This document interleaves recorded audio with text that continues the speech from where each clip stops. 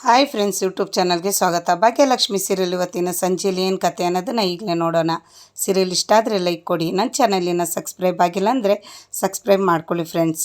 ಮೀನಾಕ್ಷಿ ಕನಿಕಾ ಕಾರಲ್ಲಿ ಮನೆಗೆ ಹೋಗ್ತಾ ಇದ್ದಾರೆ. ಮೀನಾಕ್ಷಿ ಅವ್ರು ಕೇಳ್ತಿದ್ದಾರೆ, ಕನಿಕಾ ಯಾಕೆ ಬೇಜಾರಾಗಿದೆಯಾ, ಯಾಕೆ ಕೋಪ ಮಾಡ್ಕೊಂಡಿದ್ಯಾ ಅಂತ ಕೇಳ್ತಿದ್ದಾರೆ. ಕೋಪ ಮಾಡ್ಕೊಂಡಿಲ್ಲದೆ ಇನ್ನೇನು ಮಾಡಲಿ, ಹಾಲ್ ಚೇಂಜ್ ಮಾಡಿದ್ರೆ ಅವ್ರಿಗೆ ಇನ್ನೂ ಖರ್ಚು ಜಾಸ್ತಿ ಆಗುತ್ತೆ ಅಂದ್ಕೊಂಡಿದ್ದೀವಿ. ನಾವೇ ಎಲ್ಲ ಮಾಡ್ತೀವಿ ಅಂತ ಹೇಳಿ ಬಂದಿದ್ದೀರಲ್ಲ ನೀವು ಅಂತ ಹೇಳಿ ಅವ್ರ ಅತ್ತೆಗೆ ಕನಿಕಾ ಹೇಳ್ತಿದ್ದಾಳೆ. ಯಾಕತ್ತೆ ಹಿಂಗೆ ಮಾಡಿದ್ರಿ, ನನಗೊಂದು ಗೊತ್ತಾಗ್ತಿಲ್ಲ ಅಂತಿದ್ದಾರೆ. ಭಾಗ್ಯನ್ಗೆ ಜಾಸ್ತಿ ನೋವು ಕೊಡೋ ಅಂಥ ಪ್ಲಾನ್ ನನ್ನ ಹತ್ರ ಇರಬೇಕಾದ್ರೆ ನಾನೇ ಯಾಕೆ ಯಾವ ಒಂದು ಚಿಕ್ಕ ಪ್ಲಾನ್ನ ನಾನು ಫಾಲೋ ಮಾಡಲಿ ಅಂತಿದ್ದಾರೆ. ಜಾಸ್ತಿ ನೋವಾ ಅಲ್ಲ, ಜಾಸ್ತಿ ಖರ್ಚು ಮಾಡಿಸ್ಬೇಕು ಅಂತಲೇ ಅಲ್ವಾ ನಮ್ಮ ಪ್ಲಾನ್ ಇರೋದು ಅಂತ ಕನಿಕಾ ಹೇಳ್ತಿದ್ದಾಳೆ. ನೋ ಕನಿಕಾ, ಪ್ಲಾನ್ ಚೇಂಜ್ ಆಗಿದೆ ಇವಾಗ ಅಂತಾರೆ ಮೀನಾಕ್ಷಿ ಅವರು.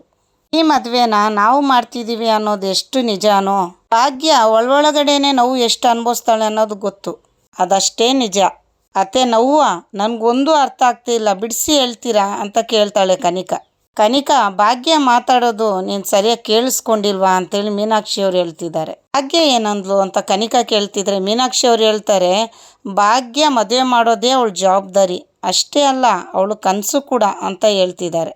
ಅಲ್ಲ, ಕನಸಿಗೆ ಕಲ್ಲು ಹಾಕಿದ್ರೆ ನನ್ಸು ಹೆಂಗೆ ಮಾಡ್ಕೊತಾಳೆ ಅಂತ ಮೀನಾಕ್ಷಿ ಅವ್ರು ಹೇಳ್ತಿದ್ದಾರೆ. ಅವಳಿಗೆ ದುಡ್ಡು ಕಷ್ಟ ಆಗಲಿ ಅಂತ ನಾನು ಏನೇನೋ ಚಾಲೆಂಜ್ ಕೊಡ್ತಿದ್ದೆ, ಅದರಲ್ಲಿ ಎಲ್ಲ ಗೆದ್ದುಬಿಟ್ಲು ಅವಳು. ಏನು ಮಾಡಬೇಕು ಅಂತೇಳಿ ಯೋಚನೆ ಮಾಡಿದಾಗ ಗೊತ್ತಾಯಿತು, ದೊಡ್ಡ ಎಮೋಷನ್ ಫುಲ್ ಅವಳು ಅಂತ. ಈಗ ಅವಳು ಎಮೋಷನ್ ಜೊತೆ ಆಟ ಆಡ್ತೀನಿ ಅಂತಾಳೆ ಮೀನಾಕ್ಷಿ. ಅತ್ತೆ ಇದು ವರ್ಕ್ ಆಗುತ್ತಾ ಅಂತ ಕೇಳ್ತಾಳೆ ಕನಿಕಾ. ಯಾಕೆ ವರ್ಕ್ ಆಗಲ್ಲ, ಹಾಗೇ ಆಗುತ್ತೆ ಅಂತ ಮೀನಾಕ್ಷಿ ಅವ್ರು ಹೇಳ್ತಿದ್ದಾರೆ. ಮೀನಾಕ್ಷಿ ಅವ್ರ ಪ್ಲಾನ್ ಏನಂದರೆ, ಭಾಗ್ಯ ಕೈಯಿಂದ ಮದುವೆ ಕೆಲಸ ಯಾವುದು ಮಾಡಿಸ್ಬಾರ್ದು, ಅವಾಗ ಅವಳು ಕೋಪ ಬಂದು ಈ ಮದುವೆನ ನಿಲ್ಲಿಸ್ತಾಳೆ ಅಂತ. ಮೀನಾಕ್ಷಿ ಅವರು ಚಪ್ರ ಹಾಕೋರಿಗೆ ಡೆಕೋರೇಷನ್ ಮಾಡೋರಿಗೆ ಫೋನ್ ಮಾಡಿ ಹೇಳ್ತಿದ್ದಾರೆ, ಎಲ್ಲ ನಮ್ಮ ಪ್ಲಾನ್ ಪ್ರಕಾರನೇ ಆಗಬೇಕು ಅಂತ. ಭಾಗ್ಯ ಯಾರಿಗೋ ಫೋನ್ ಮಾಡಿ ಕರಿತಾ ಇದ್ದಾಳೆ, ನನ್ನ ತಂಗಿ ಮದುವೆ ಕೆಲಸಕ್ಕೆ ಬೇಕು ಅಂತ, ಅಡುಗೆ ಕೆಲಸಕ್ಕೆ ತುಂಬ ಜನ ಬರ್ತಾರೆ ಅಂತ ಹೇಳ್ತಿದ್ದಾಳೆ. ಅತ್ತೆ ಒಂದಿಷ್ಟು ಜನಕ್ಕೆ ನಾನು ಸಹಾಯಕ್ಕೆ ಬರೋಕೆ ಹೇಳಿದ್ದೀನಿ, ಅಡುಗೆ ಕೆಲಸಕ್ಕೆ ಬಡಿಸೋಕ್ಕೆಲ್ಲ ಅಂತಿದ್ದಾಳೆ ಭಾಗ್ಯ ಅವ್ರ ಅತ್ತೆ ಹತ್ರ. ಎಲ್ಲ ಬರ್ತೀನಿ ಅಂತ ಹೇಳಿದ್ದಾರೆ. ಅವ್ರ ಅತ್ತೆ ಕೂಡ ಹೇಳ್ತಾರೆ ಎಲ್ಲ ಒಳ್ಳೇದೇ ಆಗಲಿ ಬಿಡು ಅಂತ. ಭಾಗ್ಯ ಅವ್ರ ತಂದೆ ಮಾವ ಇಬ್ಬರು ಮದುವೆ ಕರೆಯೋಕೆ ಹೋದವರು ಗಾಬರಿಯಿಂದ ಮನೆ ಒಳಗಡೆ ಓಡಿ ಬರ್ತಿದ್ದಾರೆ. ಭಾಗ್ಯ ಏನಮ್ಮ ಮಗಳೇ ಹಿಂಗಾಗೋಯ್ತು ಅಂತ ಹೇಳಿ ಧರ್ಮಣ್ಣ ಹೇಳ್ತಿದ್ದಾರೆ. ಈಗರೂ ಫೋನ್ ಮಾಡಿದ ಮೇಲೆ ನನಗೆ ಗೊತ್ತಾಯಿತು, ಏನು ಮಾಡೋದು ಮಗಳೇ ಈಗ ಅಂತ ಕೇಳ್ತಿದ್ದಾರೆ ಧರ್ಮಣ್ಣ. ಸುನಂದವ್ರು ಒಳಗಡೆ ಇದ್ದವರು ಹೊರಗೆ ಬಂದು ಹೇಳ್ತಿದ್ದಾರೆ, ಏನು ಮಾಡೋದು ಅಂದರೆ ಮದುವೆ ಮಾಡೋದಷ್ಟೇ ಅಂತ. ಏನು ಸುನಂದ ಹಿಂಗೆ ಹೇಳ್ತಿದೀಯಾ, ಮದುವೆ ಖರ್ಚು ಎಷ್ಟು ಬರುತ್ತೆ ಗೊತ್ತಾ ಅಂತ ಭಾಗ್ಯವ್ರ ತಂದೆ ಹೇಳ್ತಿದ್ದಾರೆ. ಈ ಮದುವೆ ಖರ್ಚೆಲ್ಲ ನೀವ್ಯಾಕ್ರಿ ತಲೆ ಕೆಡಿಸ್ಕೊತಿದ್ದೀರಾ, ಅದೆಲ್ಲ ಬೀಗ್ರೆ ನೋಡ್ಕೊತೀನಿ ಅಂತ ಹೇಳಿದ್ದಾರೆ ಅಂತ ಸುನಂದವ್ರು ಹೇಳ್ತಿದ್ದಾರೆ. ಭಾಗ್ಯ ಕನಸಿಗೆ ಕಲ್ಲಾಕೋ ಕಾರಣನೇ ಸುನಂದ ಅವರು. ಅವ್ರು ಒಪ್ಕೊಂಡಿಲ್ಲ ಅಂದಿದ್ರೆ ಖಂಡಿತವಾಗ್ಲೂ ಭಾಗ್ಯ ಈ ವಿಷಯಕ್ಕೆ ಒಪ್ಕೊತಾನೆ ಇದ್ದಿಲ್ಲ. ಏನು ಅವ್ರು ನೋಡ್ಕೊತಾರ ಅಂತ ಹೇಳ್ಬಿಟ್ಟು ಭಾಗ್ಯ ಅವ್ರ ತಂದೆ ಕೇಳ್ತಿದ್ರೆ ಸುನಂದವ್ರು ಹೇಳ್ತಿದ್ದಾರೆ, ಹೌದು ರೀ, ತುಂಬ ಅದ್ದೂರಿಯಾಗಿ ಮಾಡಬೇಕು ಅಂದರು, ಅದಕ್ಕೆ ಅವರೇ ಖರ್ಚು ಮಾಡ್ಕೊತಾರೆ, ನಾವು ಮಾಡ್ಕೊಡೋಕ್ಕಾಗುತ್ತಾ ಅಂತ ಕೇಳ್ತಿದ್ದಾಳೆ.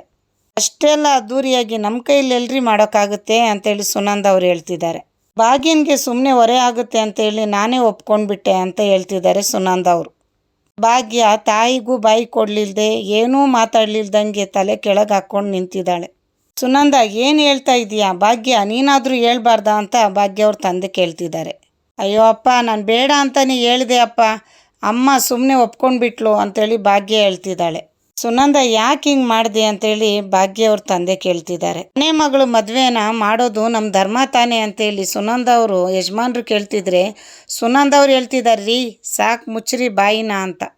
ಅವ್ರು ಕೇಳಿರೋ ಥರ ಅದ್ದೂರಿಯಾಗಿ ನಾವು ಮದುವೆ ಮಾಡೋಕ್ಕಾಗುತ್ತಾ, ಅದು ಅಷ್ಟು ದೊಡ್ಡ ಹಾಲಲ್ಲಿ ನಾವು ಜೀವನ ಪೂರ್ತಿ ಕೆಲಸ ಮಾಡಿ ದುಡ್ದಿಟ್ಕೊಂಡ್ರೂ ಅಷ್ಟು ಅದ್ದೂರಿಯಾಗಿ ಮದುವೆ ಮಾಡೋಕ್ಕಾಗಲ್ಲ ಅಂತ ಸುನಂದವ್ರು ಹೇಳ್ತಿದ್ದಾರೆ. ಸುನಂದವ್ರ ಪ್ಲಾನ್ ಏನಂದರೆ ಅದ್ದೂರಿಯಾಗಿ ಮದುವೆನೂ ಆಗಬೇಕು, ದುಡ್ಡಿಗೆ ನಮಗೆ ಕಷ್ಟನೂ ಆಗಬಾರ್ದು ಅಂತ.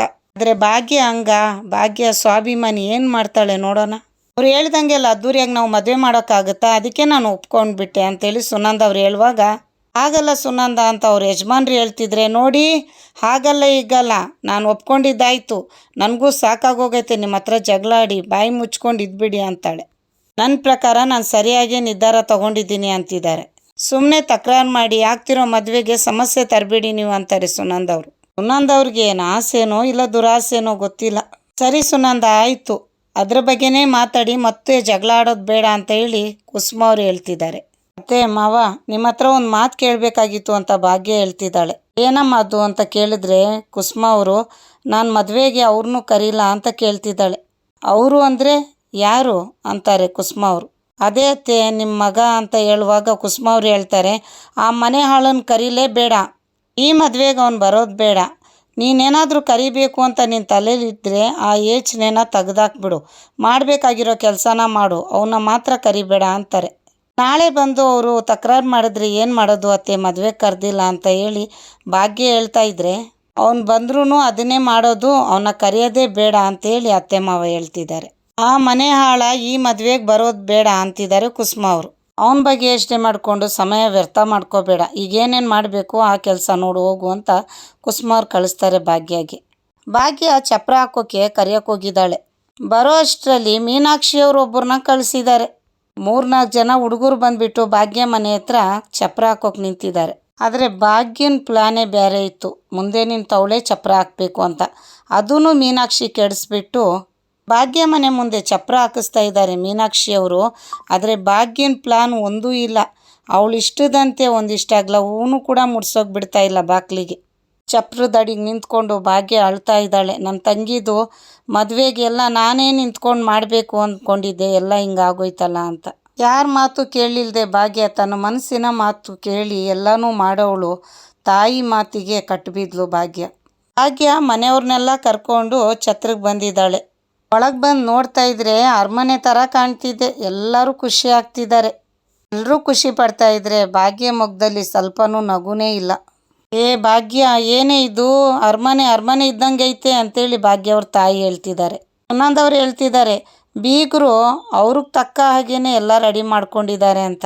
ಜೀವನ ಪೂರ್ತಿ ದುಡ್ದಿದ್ರು ಇಂಥ ಜಾಗದಲ್ಲಿ ಈ ಥರ ಮದುವೆ ಮಾಡೋಕ್ಕಾಗ್ತಿದ್ದಲ್ಲ ಕಣೆ ಅಂತಿದ್ದಾರೆ ಸುನಂದವ್ರು. ಮದುವೆ ಅವರೇ ಮಾಡ್ತೀನಿ ಅಂತ ಒಪ್ಕೊಂಡಿದ್ದು ಒಳ್ಳೇದೇ ಆಯಿತು ಕಣೆ ಅಂತಿದ್ದಾರೆ ಸುನಂದವ್ರು.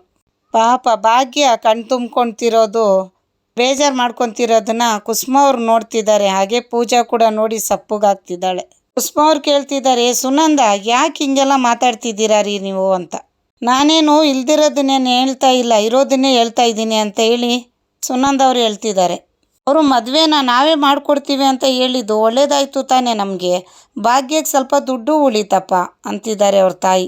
ಕುಸುಮ ಅವ್ರು ಹೇಳ್ತಿದ್ದಾರೆ, ಸರಿ ಆಯ್ತು, ಇದ್ರ ಬಗ್ಗೆನೇ ಚರ್ಚೆ ಮಾಡ್ಕೊಂಡು ನಿಂತ್ಕೊಳ್ಳೋದು ಬೇಡ, ಒಂದು ಬಂಡಿ ಕೆಲಸ ಬಿದ್ದಿದೆ, ಎಲ್ಲರೂ ಸೇರ್ಕೊಂಡು ಕೆಲಸ ಮಾಡೋಣ ನಡೀರಿ ಅಂತಿದ್ದಾರೆ.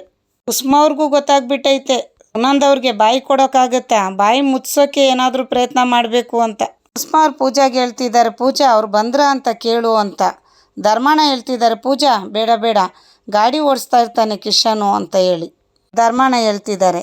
ಭಾಗ್ಯವ್ರ ಮಗಳು, ಒಂದು ನಿಮಿಷ ಎಲ್ಲಿಗೆ ಹೋಗ್ತಿದ್ದೀರಾ, ಇಷ್ಟು ಅದ್ದೂರಿಯಾಗಿ ಮದುವೆ ಆಗ್ತಿದೆ, ಸೆಲ್ಫಿ ತೊಗೊಳ್ಳೋಣ ಅಂತಿದ್ದಾಳೆ. ಕುಸುಮ ಅವ್ರು ಹೇಳ್ತಿದ್ದಾರೆ, ಯಾವಾಗಲೂ ನಿಮ್ಮದು ಲೆಫ್ಫಿ ದೇ ಆಗೋಯ್ತು ನಿಮ್ಮದು ಅಂತಿದ್ದಾರೆ. ಭಾಗ್ಯ ಮಗಳು ಹೇಳ್ತಿದ್ದಾಳೆ, ಅಜ್ಜಿ ಇದು ಎಲ್ಲ ಮೆಮೊರಿ ಅಜ್ಜಿ, ನಾಳೆ ಒಂದಿನ ಕೂತ್ ನೋಡೋಕ್ಕೆ ಬೇಕಾಗುತ್ತೆ ಅಂತಿದ್ದಾಳೆ ಭಾಗ್ಯ ಮಗಳು. ಎಲ್ಲರೂ ಸೆಲ್ಫಿ ತೊಗೊತಾ ಇದ್ದಾರೆ. ಡೆಕೋರೇಷನ್ ಮಾಡಿರೋ ಹುಡುಗ ಒಬ್ಬ ಬಂದು, ಬನ್ನಿ ನೀವು ಬಂದಿದ್ದ ತಕ್ಷಣ ತೋರ್ಸೋಕೆ ಹೇಳಿದ್ದಾರೆ, ಎಲ್ಲರೂ ಕರ್ಕೊಂಡು ಹೋಗ್ತಿದ್ದಾನೆ.